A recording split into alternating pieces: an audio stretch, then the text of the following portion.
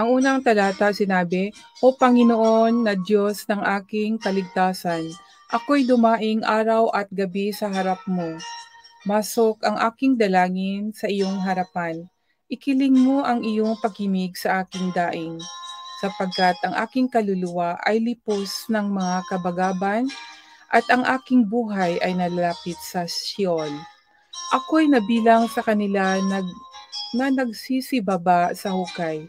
Ako'y parang taong walang lakas, nakahagis sa gitna ng mga patay, gaya ng napatay na nakahiga sa libingan na hindi mo na inaalaala, at sila'y nangahiwalay sa iyong kamay. Iyong inilapag ako sa pinakamalalim na hukay, sa mga madilim na dako, sa mga kalaliman. Lubhang idinidiin ako ng iyong puot, at iyong pinighati ako ng lahat mong mga alon.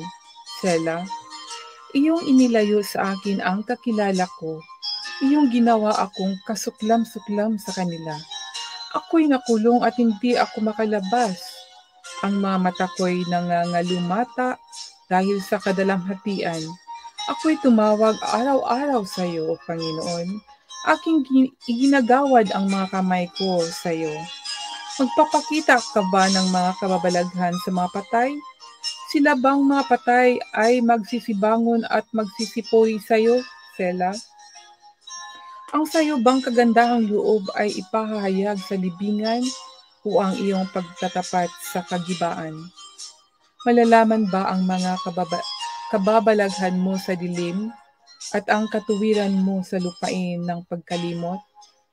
Ngunit sa iyo, O Panginoon, dumaing ako, at sa kinaumagahan ay darating ang dalangin ko sa harap mo. Panginoon, bakit mo itinatakwil ang kaluluwa ko?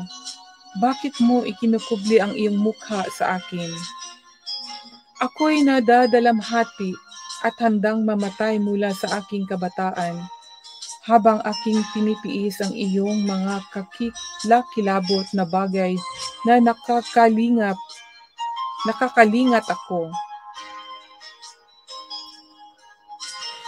Ang iyong mabangis na puot ay dumaan sa akin. Inihiwalay ako ng iyong mga kakilakilabot na bagay. Kanilang kinulong ako na parang tubig buong araw. Kinubkob ako nilang magkakasama. Mangliligaw at kaibigan ay inilayo mo sa akin, at ang aking kakilala ay sa dilim. Ito ang salita na mula sa Awit, Kabanata